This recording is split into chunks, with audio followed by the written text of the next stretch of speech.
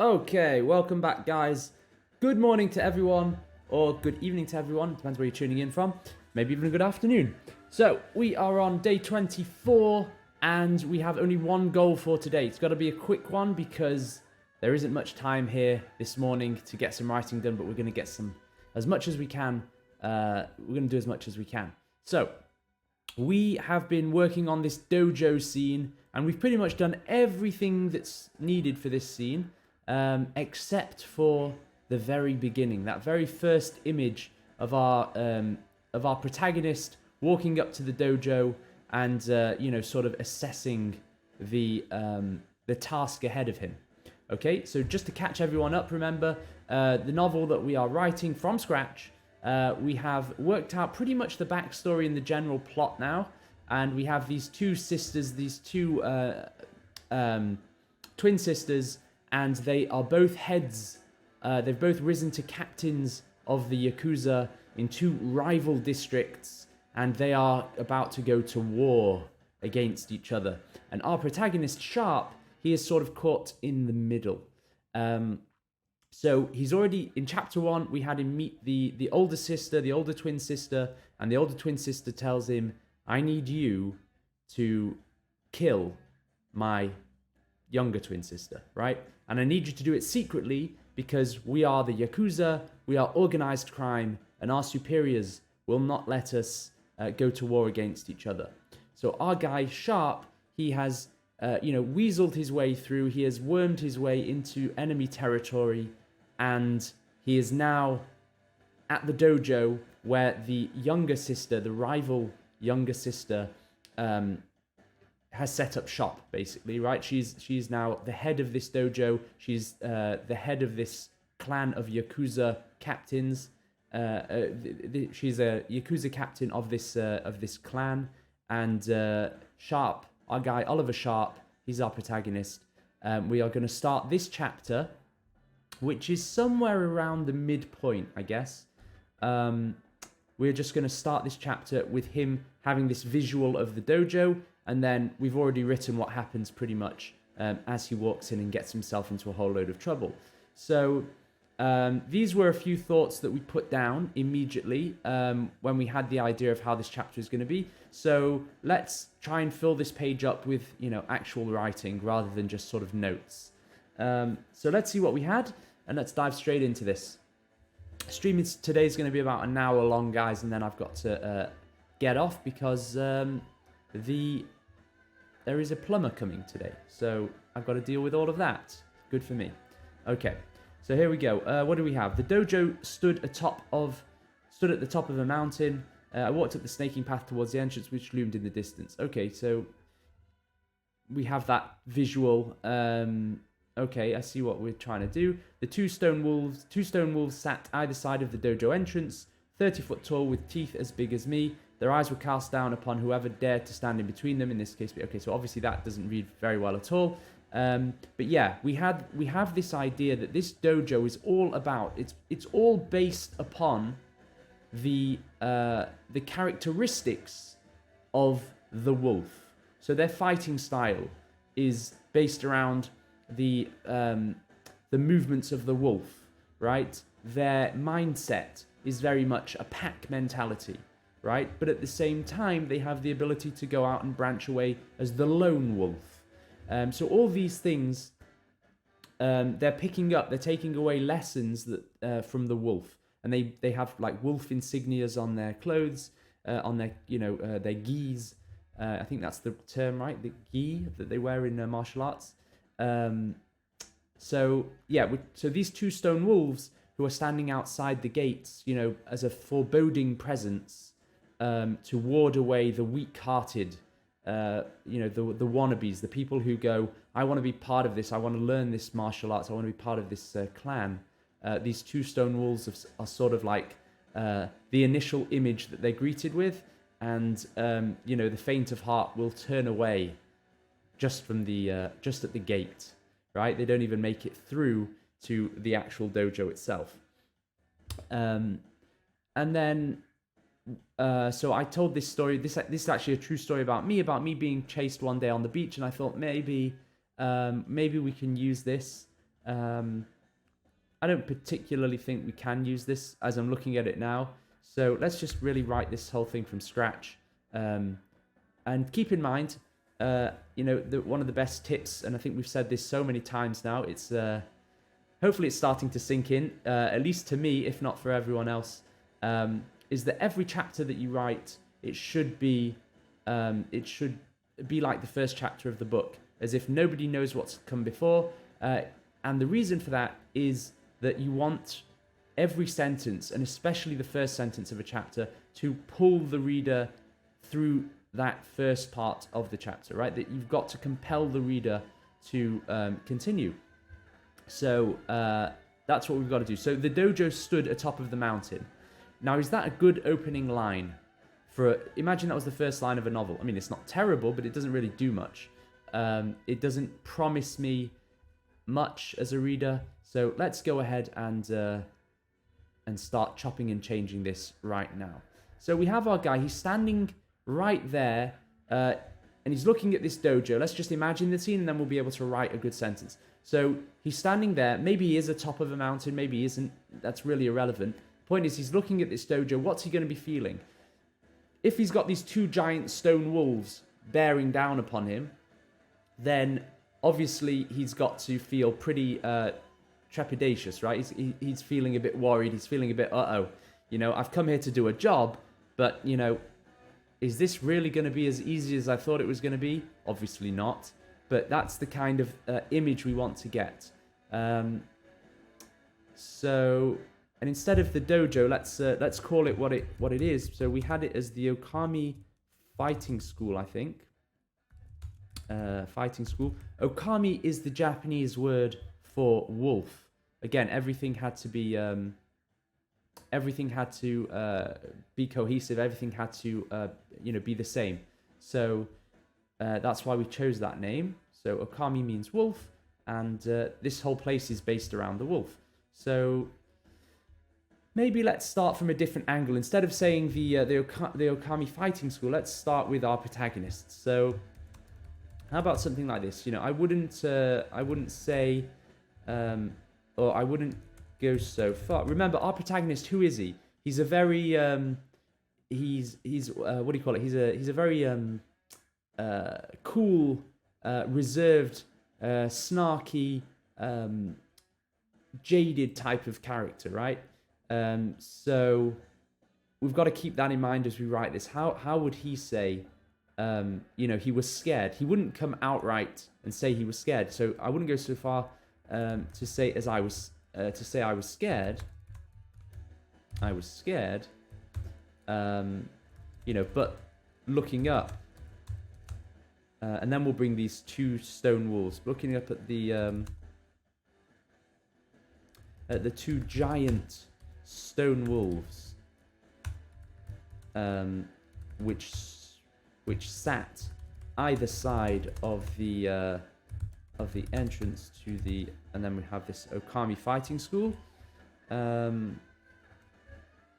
Okay, I felt a little hesitation. Okay, so he's not one for feelings necessarily. He doesn't get scared necessarily, but he knows what he's feeling. Our guy. So let's see. How would that read? Imagine we opened a novel and this was the first line. What do we think about this now? And again, comments in the chat, ideas. We're all here to help each other. So I wouldn't go so far as to say. I was scared, but looking up at the two giant stone wolves which sat either side of the entrance to the Okami Fighting School, I felt a little hesitation. I think that reads better.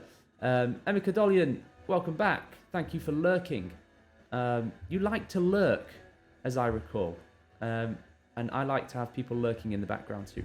So welcome. Okay, so I think that's a better first line for this chapter, I think. Maybe we can refine it a little bit more as we go. Okay, the next question, logically, every sentence should lead on from the last sentence. So let's pick something out of this sentence to then elaborate on. And lurk in case I'm also writing. Yeah. Um, I'm constantly in a state of lurking at my keyboard, but not necessarily writing. So maybe that's something we share. Okay, so I'm going to pick out these stone wolves. So why are these stone wolves so menacing? So we've said here as a few ideas that we scribbled down before. They're obviously very tall. They've got teeth as big as the protagonist. Their eyes were cast down. Okay, fine. So let me just remove this because this is probably just going to be a distraction. Okay. So instead of just saying they were this, they were that, because remember, we want to get rid of, as my editors have battered me, down every single time I've turned in a piece, any to be verbs should be eliminated if possible. If possible. So let's go with something like this. Whoever had chiseled. Okay, now let's test my spelling. Chiseled, I think it's like that. Whoever had chiseled, the wolves, or remember, it's our protagonist speaking here, so he would say, whoever chiseled the damn things, the damn beasts. That's more probably in keeping with his character. Had gone out of their way to make them as, what was that word we used before? Foreboding? Yeah, foreboding. Foreboding, like that. Foreboding as possible. Their eyes were hungry. We've got to get rid of that to be verb probably. They're what do wolves look like when they get angry? I think I'm imagining like jagged fur, fur sticking up. They'd make themselves look bigger, more menacing.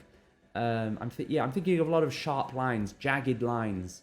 So their eyes were hungry. Their fur stood up in ridges. And then we have that line. Their teeth were as big as me. That's a lot of to be verbs. I'd probably get slashed by my editor here, but let's see how it reads, and then we'll make adjustments as we go. We're as big as me. What's this? Ridges. Okay, let's read that. How's that doing? I wouldn't go so far as to say I was scared, but looking up at the two giant stone wolves which sat either side of the entrance to the Okami fighting school, I felt a little hesitation. Whoever had chiseled the damn beasts had gone out of their way to make them as foreboding as possible. Their eyes were hungry, their fur stood up in ridges, their teeth were as big as me. Okay, I think that reads fairly well. It's not perfect, but okay. So we have the wolves, and then behind the wolves must be the doors to this dojo. So let's. You know what we could do? So this was my thought. I think a couple of days ago. And hence the title to this stream. Maybe on the door, these two double doors that we've got this like Japanese proverb. So immediately we have the two wolves who sort of let the weak, the faint of heart run away. Right? They run away at the sight of these two giant wolves. The people who are a little bit braver can approach the doors. Then they're going to have some kind of a message to read on the door, and that message is obviously one of these really cool Japanese proverbs or something that just warns those who would enter that they are about to go into a place of hardship, right? Things are about to get a lot harder for anyone who is brave enough to walk through the doors, but the rewards might be just as great. So let's do something like that. No, 1 second here. We need to indent this line, so I'm just going to copy and paste that. Okay. So, right, the double doors, right? They've got to be double doors, right? I imagine them being carved out of wood, and, the heavy doors carved out of wood. Maybe they have, like, jade, insets in the doors. They're very elaborate pieces. And then you've got the message in Japanese, written down vertically, kind of like 10 Commandments style, right? You've got them written vertically down, something like that. It could be the rules of the dojo, or it could be, and the rules in themselves just tell you everything you need to know about the dojo, right? It could be something like that. Let's get it down, and then let's see. So the double doors. Gosh, there's a lot of were and ahs and ands here. But again, let's get it down first. We're carved out of wood with, what did I say? Jade insets. I can imagine that. Okay, the message written vertically. Because remember, in Japan they write sort of vertically, so that's important to remember. Vertically down, each door read. Okay, so now we need a proverb. So if I search my let's bring up a few Japanese proverbs and try. Oh, you know what? Let's not bring them up just yet. Let's just put in brackets here. We'll come back to this at the end. You shouldn't really do research when you're writing. So proverb warning off would-be entrance. Okay, just that's what it needs to be, and we'll come back and we'll figure that out.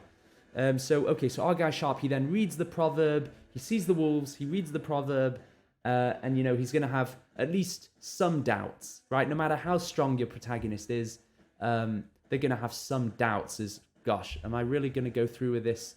So let's put that into practice. And again, the show don't tell rule. So let's have him, he literally looks back. Got to plug this Mac in. There we go. I looked, back down. What did we say? It was a snaking path? Okay, so whatever. Snaking path, it's a bit of a cliche, but okay. I looked back down the snaking path. Whatever I'd come from. Maybe I could, we want to build suspense and tension. So I could just about see the tiny, like maybe there's a little shop way down which he passed on the way to get supplies, and even the guy behind the counter, that was his first experience of, you don't want to go further than this. You don't want to go up to the dojo. Yeah, you don't want to turn around now, mate. This is not for you. But obviously our protagonist did not listen. So he's remembering now all the warnings he's had to get to this point. Something like that. Let's see. So I look back down the snake path I come from. I could just about see the tiny bodega at the bottom of the mountain. If this is a mountain. Where the man, behind the counter had told me not to go further. Not to go any further, maybe. So all I'm doing here is, trying to reinforce the fact that making this decision to walk into the dojo is a terrible decision.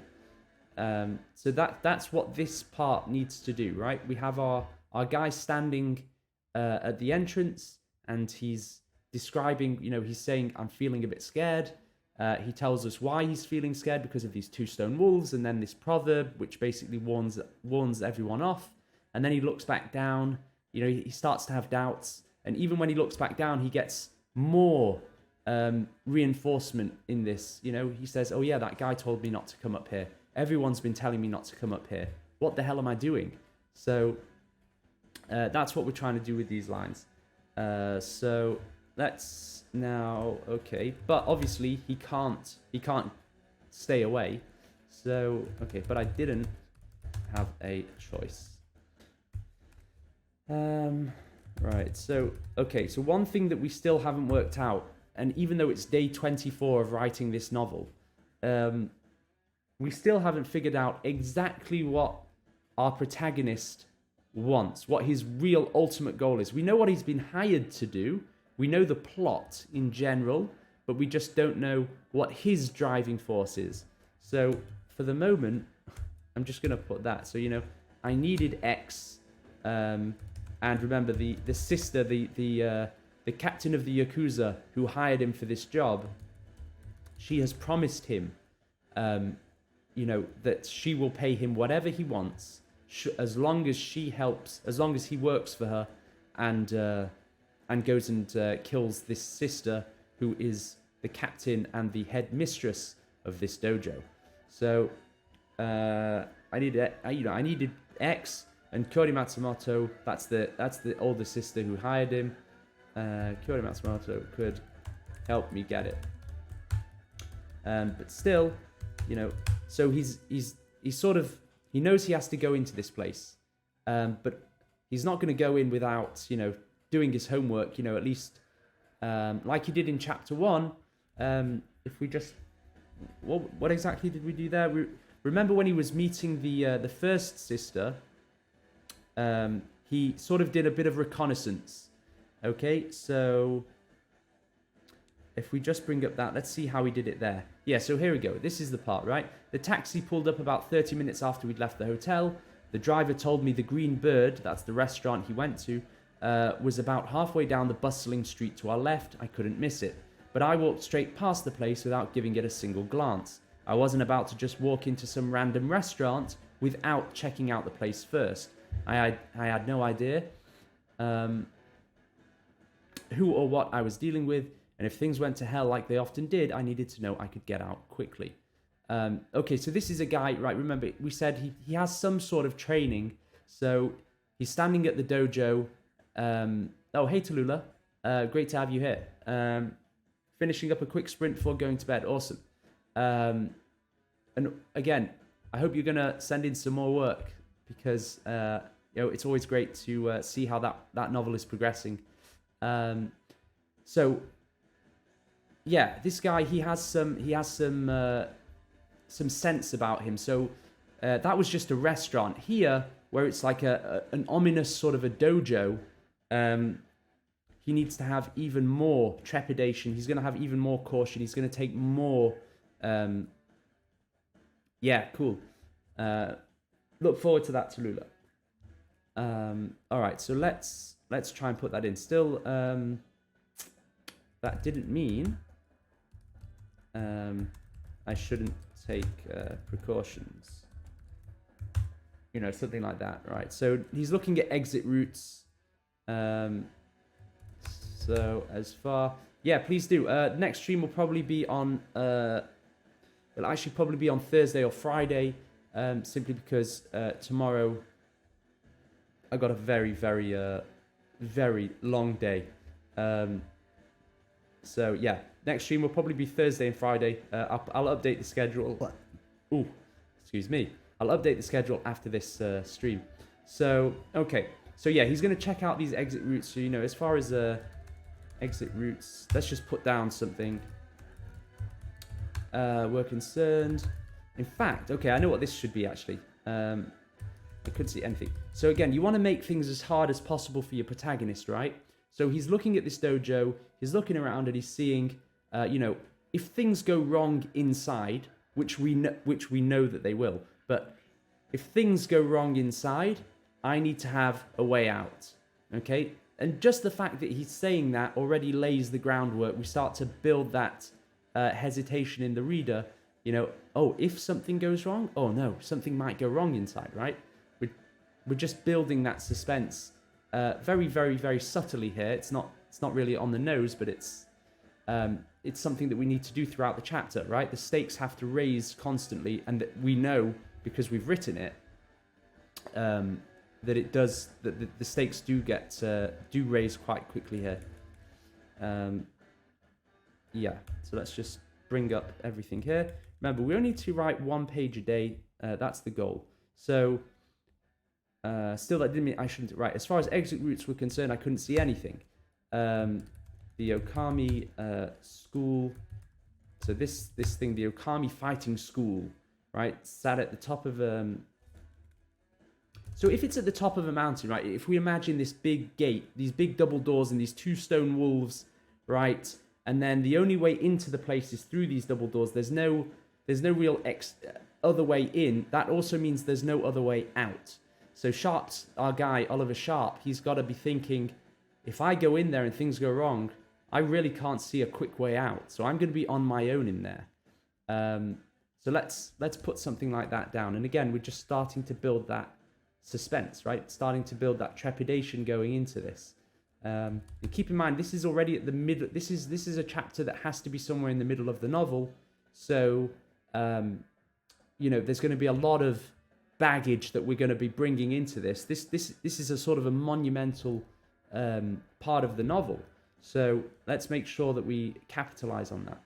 The Okami school sat at whatever the top of sat at the top of the mountain, and there was, no way past the double doors. Okay, whatever. If things went wrong, okay, I'd be down to just my wits, my charms, and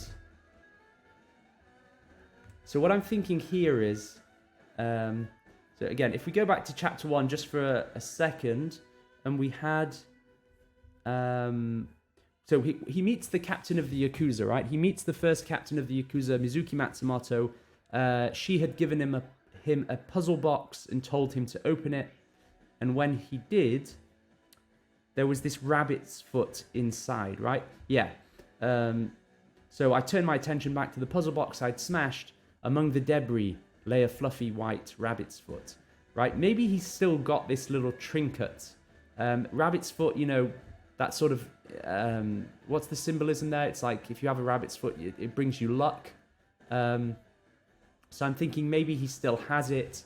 And, he's looking at this dojo and he's thinking, right, if things go wrong here, how what am I going to do? And he's sort of like, well, I'll be down to just my tongue, my charms, my wits, and he takes out of his pocket the only thing that he finds in there, and it's just this fluffy white rabbit's foot. And in fact, that might work quite nicely because, rabbits are prey for wolves, right? And he's got these 2 stone wolves right above him. So maybe it goes something like this. I took out the rabbit's foot. Okay, and then I could have sworn I heard. Can you imagine? He's like he brings out this rabbit foot and he goes, "Really? This is all I have to help me?" And he can almost hear these 2 stone wolves, sniggering at their prey, right? It's something like that, I think. Again, I'm just using what's, the images that we've created. It's trying to make them all work together as a whole. I hope this is making sense. You guys will tell me, I'm sure, if it's not. I heard the 2, stone wolves. I don't want to use sniggering, but, growl. And we might have to use an adverb here. Okay, I could have sworn... I think he needs to say, he's sort of searching his pockets. I'd be down to just my wits, my charms, and... and then I took out the rabbit's foot. Supposed to bring me luck.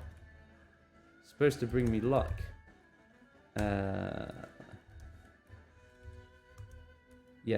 me luck, but I could have sworn I heard the 2 stone wolves growl. It's something like that. I'm not totally sure. Okay, so what have we got so far? Let's read this. We're pretty much there. We just need to... let's just get rid of some of this extra stuff that we wrote down yesterday, which we don't need. We know that the last line, the compelling last line of this page, which forces the reader to turn the page and go on, has got to be something, I took a breath and walked inside this dojo, this fighting school, okay? Because once we've built up all the suspense, and then we say at the bottom of the page, and now we're going to go inside, the reader has to turn the page, otherwise, they're not going to get the answers that they're looking for. So I think that's probably going to be a good line. So let's read through what we have for this opening chapter, and let's see what we've got. So I wouldn't go so far as to say I was scared, but looking up at the 2 giant stone wolves, which sat either side of the entrance to the Okami fighting school, I felt a little hesitation. Whoever had chiseled the damn beasts had gone out of their way to make them as foreboding as possible. Their eyes were hungry, their fur stood up in ridges, their teeth were as big as me. The double doors were carved out of wood with jade insets. Not carved out of wood with jade insets. Okay, whatever. The message written vertically down each door read, okay, so let's try and figure out a proverb. Let's try and make one up. So later on, we know we have that fantastic line from Mizuki Matsumoto. She says, around here, Mr. Sharp, you only eat if you win, right? These students are pitted against each other daily. They have sparring matches, and you only get to eat your next meal if you win your match. If you don't win your match, you are going to go hungry. So let's keep that in mind about the wolves. What else? You've got the lone wolf and you've got the pack mentality. So really the question is, what are we trying to say? We're trying to say that danger lurks behind these doors, right? That's essentially what we're trying to say. So let's write that down, and then let's try and find the words that will have this is the subtext. I think that's basically what you do when you're trying to write a proverb. So you first say explicitly what you want to say. Danger lies beyond these doors. That's basically what we want to say. So let's now try and find a more poetic way of saying the same thing, and with wolves. So it's okay, there's nothing more dangerous than a hungry wolf, right? So when a wolf gets hungry, so a hungry wolf, let's put that down. A hungry wolf. What about this? How about this? Something like and you've got to say it in a poetic way. Lone or with a pack. I'm trying to think, how does this go? Lone or with a pack, hunger makes the wolf. Something like that. So basically, okay, danger lies beyond.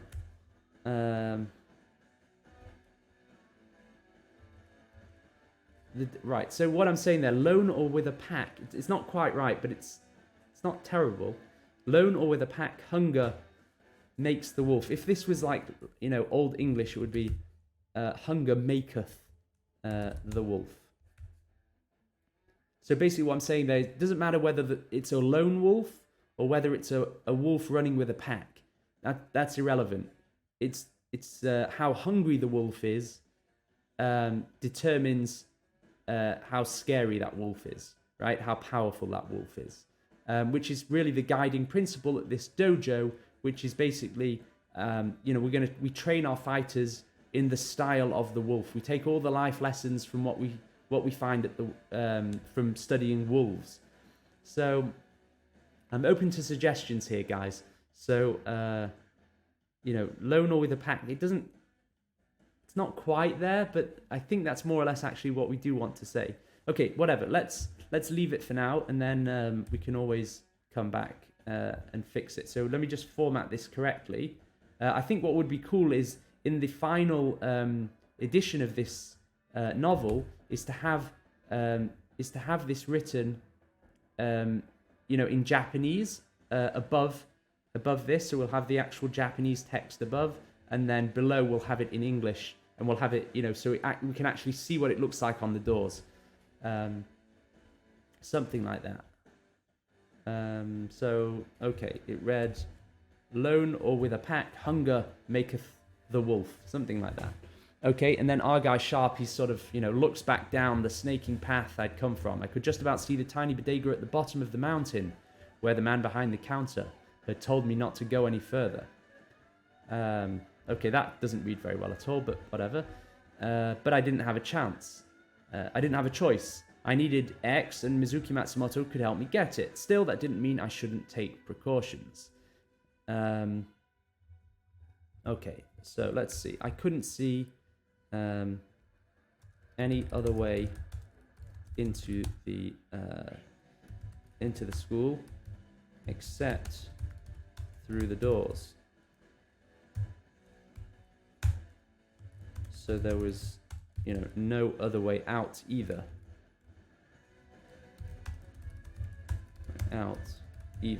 Okay, so the comm school, right? So maybe that's a little bit better than that. If things went wrong, I'd be down to just my wits, my charms, and and then he takes out this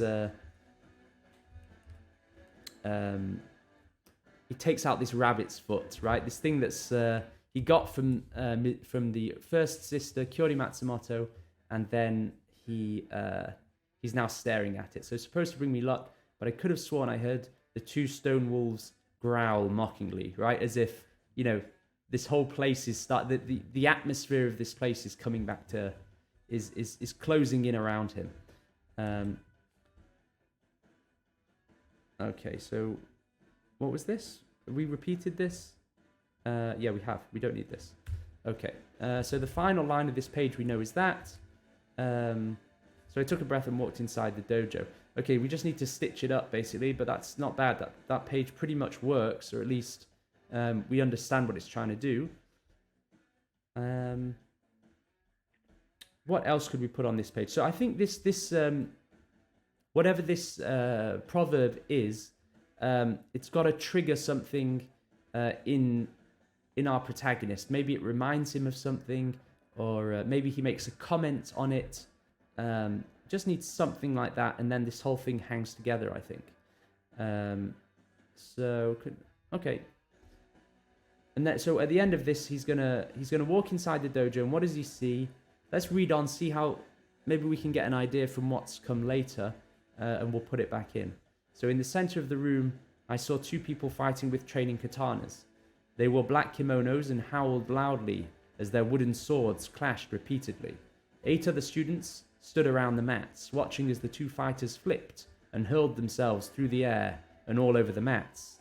I'd never seen anything like it. I found it hard to follow their movements, but the smaller fighter seemed to be holding their left hand behind their back, as if to give a handicap to their opponent. They clashed once more, and then sprang back from each other panting.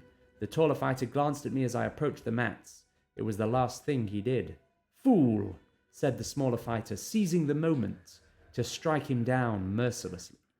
Never take your eyes off your opponent, even when they're closed. Okay, and this is the whole introduction to this second sister. So yeah, we know a few things about this place, right? First of all, the students are basically tortured every day. They don't get to eat unless they win their fights daily. Some of the students, they go for days without eating, right? They get hungrier and hungrier, and like a wild wolf, the more hungry that they get, the more dangerous they become. And then they actually start winning the fights because they need to. They're in survival mode. So, you know, this is a horrible, harsh place to be. And we need to sort of put a few more of these clues into the original image of the dojo. So we want these on page 1. So let's see, what else have we got? We've got, then we have the whole backstory of the sister, which is fine.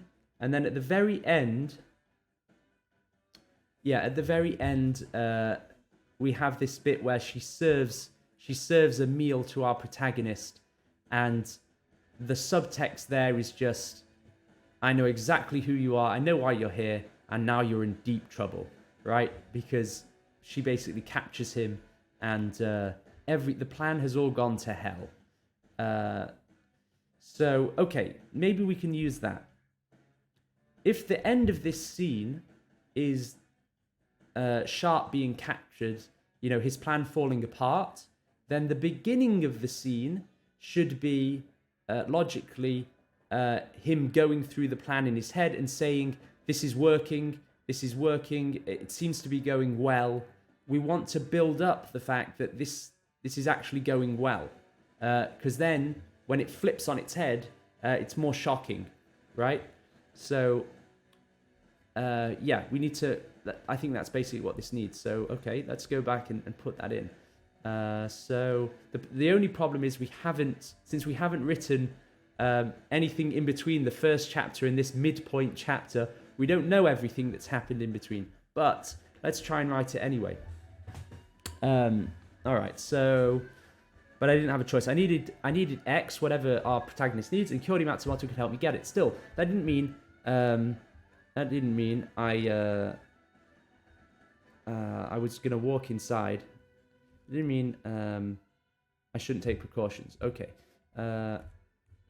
I couldn't see any other way into the school except through the doors.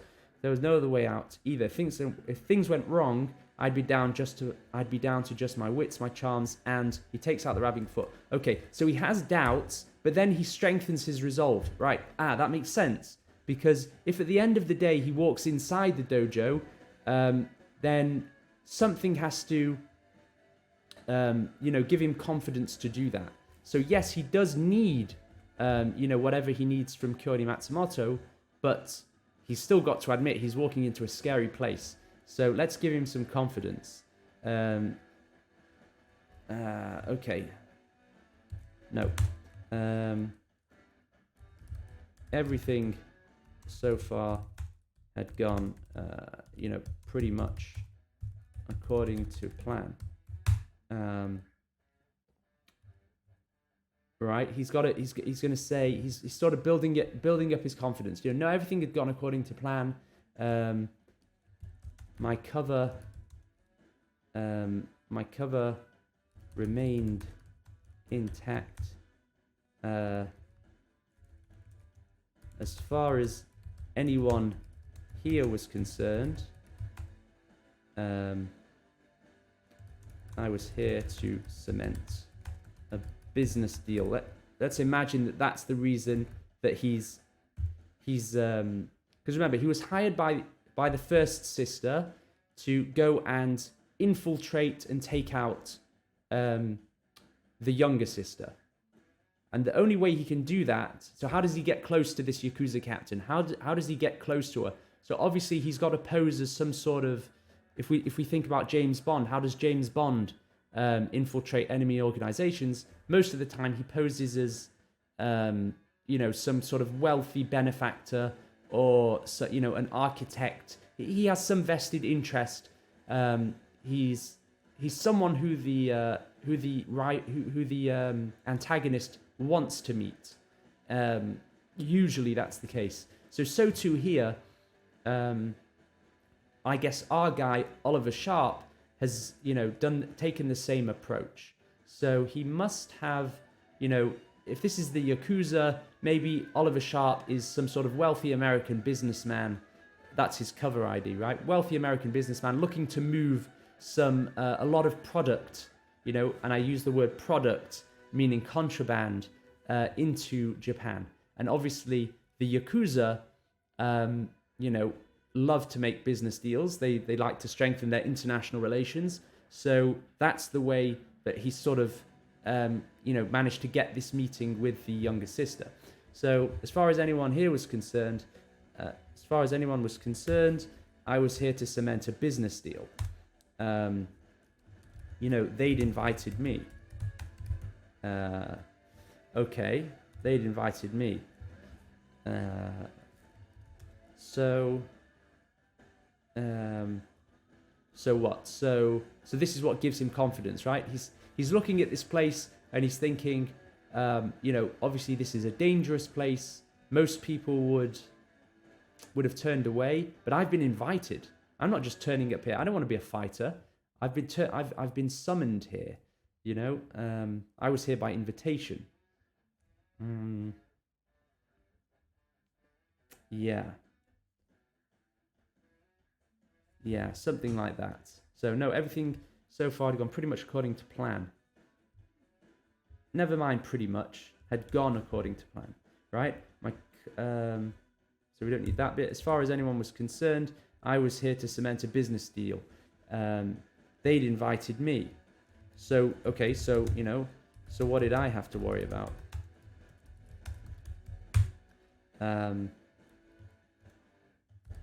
If anything, I was the wolf. Okay, so our guy's being a little bit cocky here. I was the wolf.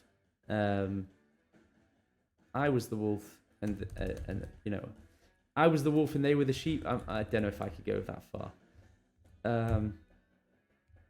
If anything, I was the real wolf. I was the real wolf. So this is what he believes, and obviously, as soon as he goes through those doors, he is like, "Oh crap! I am not a wolf. I am definitely not a wolf." Remember, our guy is not. He's not a fighter. We just need one more line here, and then we've done this page. So I'm sure we can figure out what one more line is. and then we've done our writing for the day.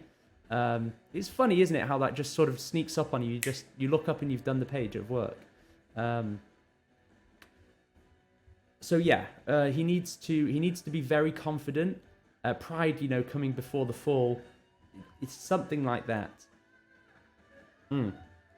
Let's just put this in.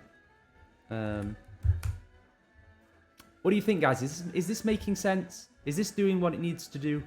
I feel like it is, but I'm not entirely convinced. I think there are some merits. Okay, that looks correct.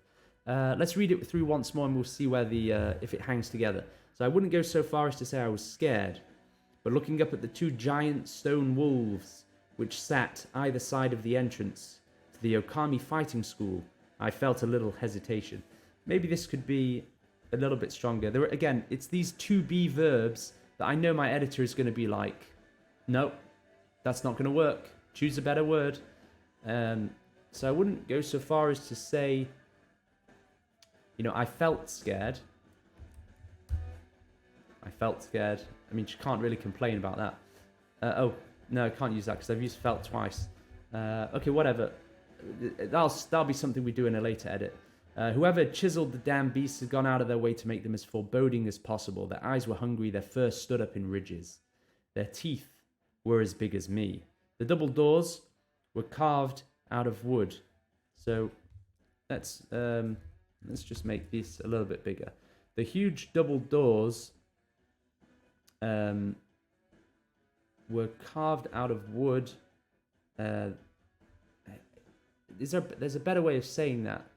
The two slabs of wood, which served as doors, had been something like that. The message carved. So I think the huge. Yeah, I think there's a way to make this sentence read better. The message written vertically down each door read, "Lone or with a pack, hunger maketh the wolf." Hunger maketh the wolf? Or makes the wolf? We don't want to use Old English. That's what this needs. I read that this is, again, one of the things that we've talked about in the past, is that wherever possible, use an active verb in order to convey information. So it's better, instead of saying there was a glass on the table, it's better to say, your protagonist says, I saw a glass on the table, or I reached for the glass on the table, because it's a more active verb, right? Than again, that to be, there was a glass on the table, who cares, right? I reached for the glass on the table. It just injects a little bit more action, a little bit more movement into the scene, which is really important in order to make the scene come to life. So the huge double, maybe Sharp, reaches out and he touches the door, right? The huge double doors were carved out of wood with jade insets. I read the message. I read the message written vertically down each door. So maybe I tried to translate the message written vertically. Remember, our guy is not Japanese, but he speaks Japanese. So I translated the message written vertically down each door. Lone or with a pack, hunger makes the wolf. Something like that. I look back down the forget snaking path. I just don't like it. It's too much of a cliche. I looked back down the path I'd come from. I could just about see the tiny bodega at the bottom of the mountain, where the man behind the counter had told me not to go any further. But I didn't have a choice. I needed X, and Kyori Matsumoto could help me get it. Had promised. I needed X, and Kyori Matsumoto had promised to help me get it. Still, that didn't mean I shouldn't take precautions. I couldn't see. Okay, so I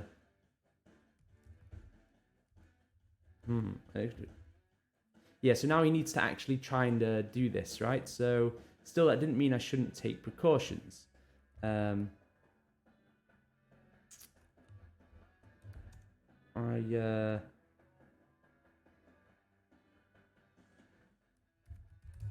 walked. So let's say he just sort of paces out. I walked the width. Still, that didn't mean I should take. I walked the width of the. I walked the width of the school.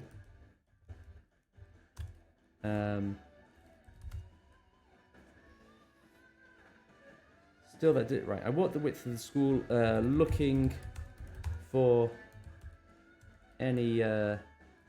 Yeah, no, it did. Right. So, still, that didn't mean I shouldn't take precautions, but I couldn't see any way. Maybe it's just that. Maybe it was okay as it was, but I couldn't see any other way into the school except through the huge doors. Except through the huge, double doors. So there was no way out either. Which meant there was no other way out either. If things went wrong, I'd be down to just my wits, my charms, and from my pocket, I took out the rabbit's foot. The one I'd found in. Okay, so it depends. So this next line is. It depends how what's the word? How much we've.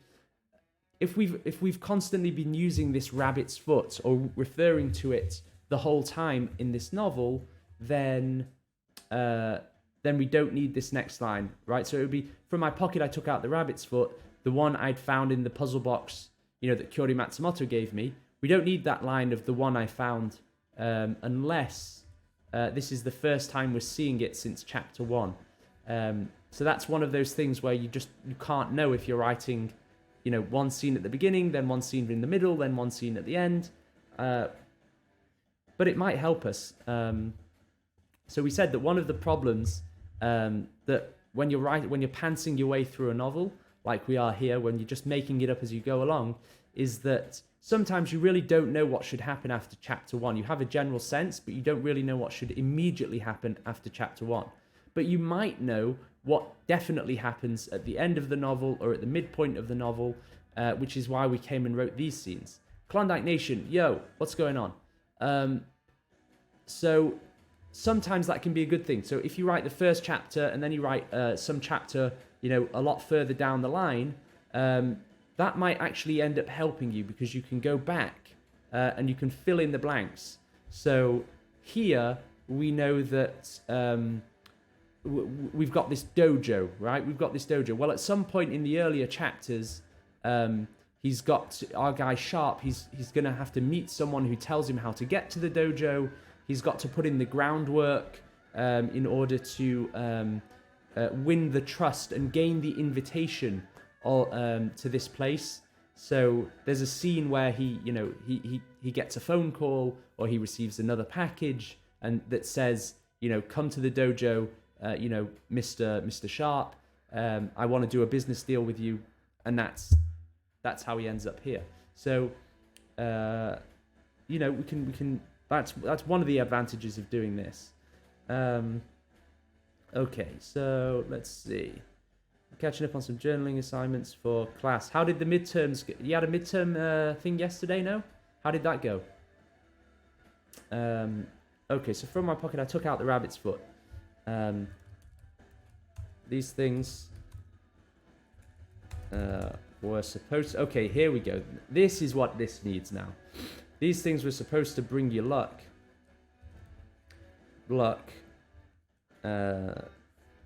These things were supposed to bring you luck. But I could have sworn I heard the two stone wolves growl mockingly. something like that maybe. It was good. I feel like I knew how to answer most of the questions. Good, great. Let's all give a massive congratulations and lots of support going out to Klondike Nation, who is a English Lit major right in the middle of right in the middle of term, I guess. Right? We don't have midterms here in England, but yeah. Anyway, we're all wishing you luck, and we look forward to seeing some of your own writing on this stream a little bit later. Okay. No. Everything so far had gone according to plan. As far as anyone was concerned, I was here to cement a business deal. They'd invited me. So what did I have to worry about? If anything, I was the real wolf. And that just, to us as the reader, goes, come on, you don't really believe that? Oh, wow. Moby Dick and Middlemarch. There's no letting up in these English Lit courses these days. I wonder what would have happened if I'd done English Lit. I guess maybe I'd be a better writer. I did not study English literature. I did physics. Although I think Lee Child did physics. Studied physics, and he said that helped him become a writer somehow. I don't know. Okay, but basically this page is finished. Yeah, we just need a better. I think we need a better proverb. Than lone or with a pack, hunger makes the wolf. Right? It's almost there, but it needs to be refined, I think. Yeah, I don't recommend doing physics, by the way, as a degree, Klondike. I mean, it can be interesting, but it's very much dependent on how good your teachers are. And if you have the majority of your teachers as, let's say, Eastern European who speak about 3 words of English, one of which is your own name, it doesn't help, is what I'll say. It definitely doesn't help. So that was a tough few years to get through. All right, so what are we thinking? I think this chapter this opening of the chapter works fairly well. I think the rest of the chapter works extremely well. I think we did a good job on that. Who else is in the chat today? Anyone who wants to? If anyone wants me to read it through, I will.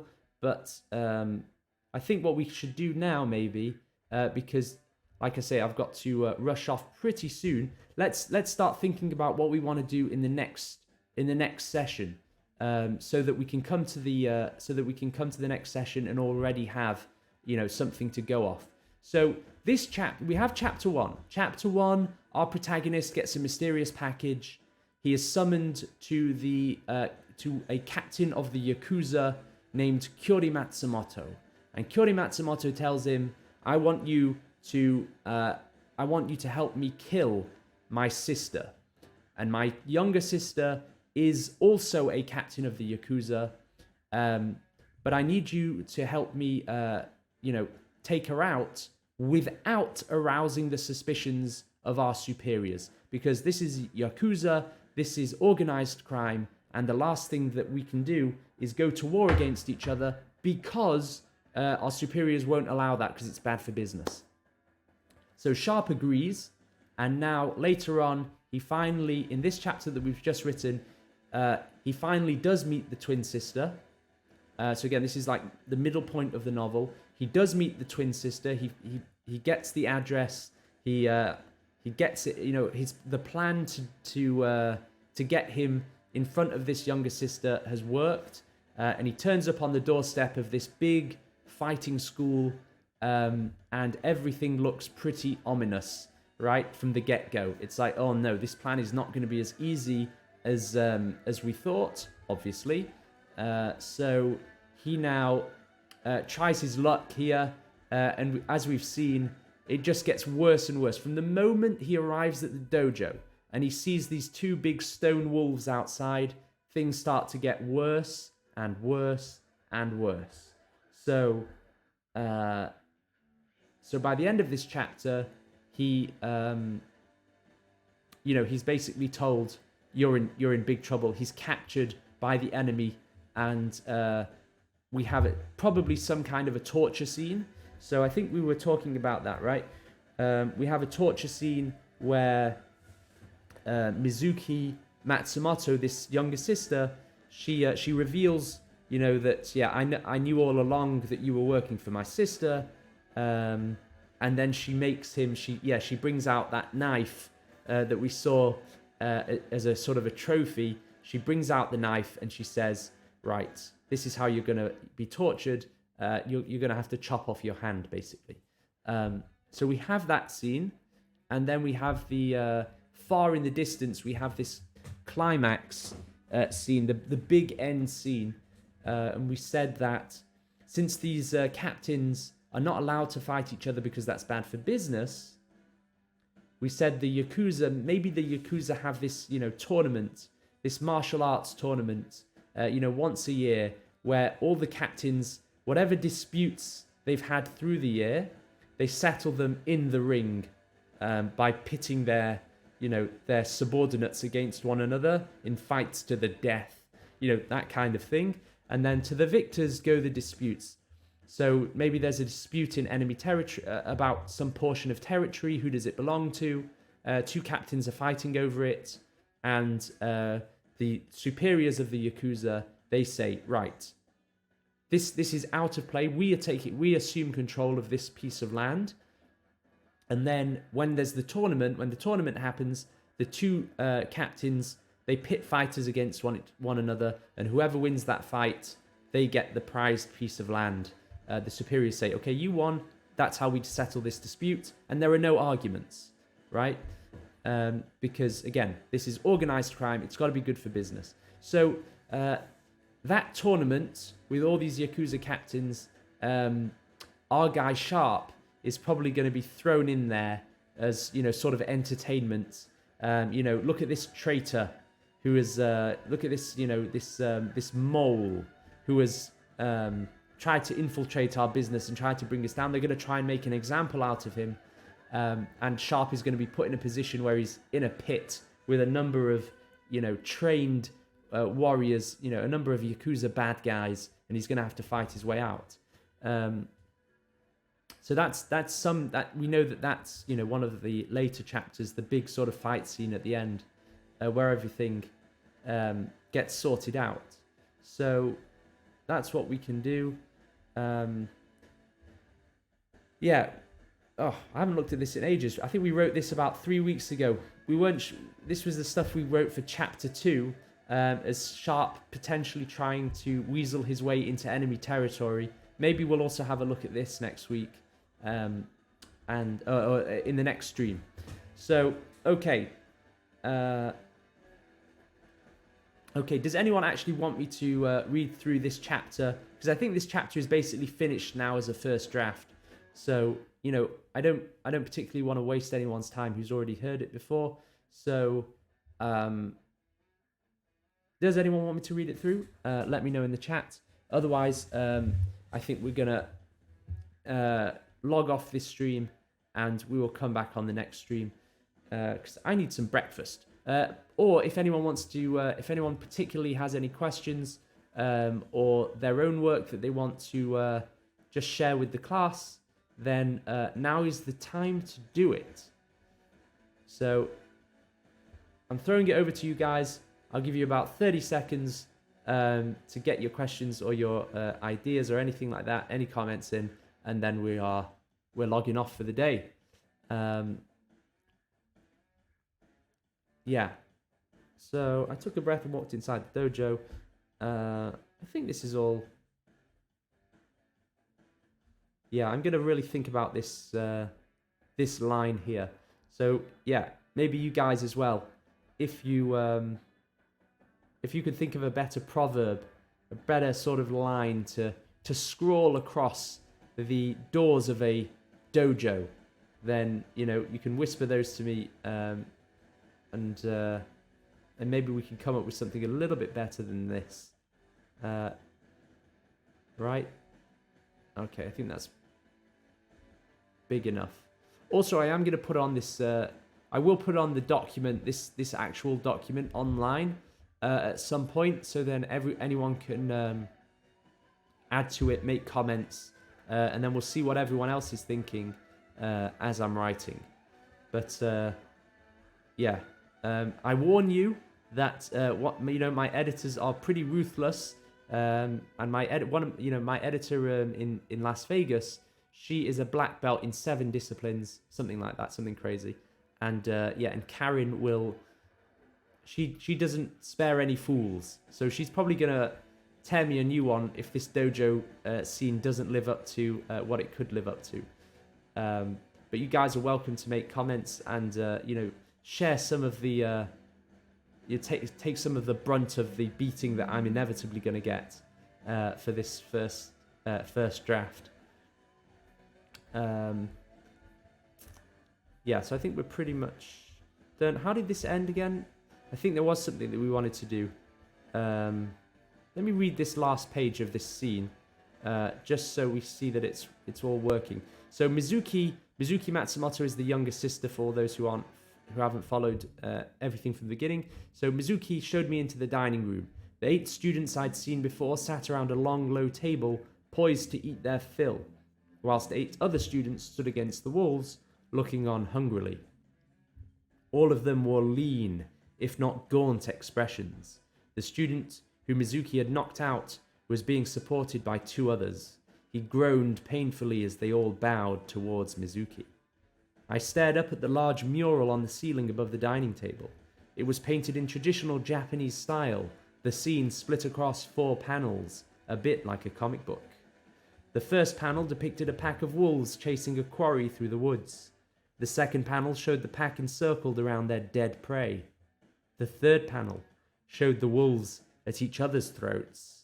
And the fourth panel showed all of them lying bloodied and battered, while the last wolf standing dragged away their quarry.